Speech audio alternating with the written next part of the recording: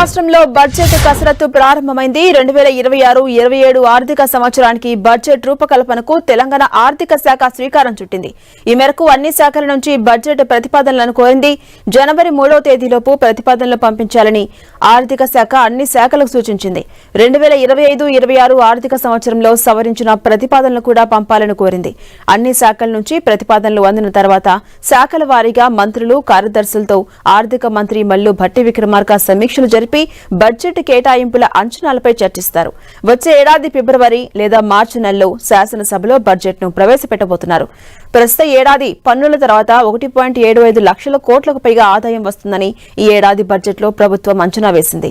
ఇప్పటి వరకు 1,00,000 కోట్ల రూపాయలు వచ్చినట్టుగా అంచనాలు ఉన్నాయి. మార్చి నాటికి పన్నుల వసూళ్లు బాగా పుంజుకుంటాయని భావిస్తున్నారు.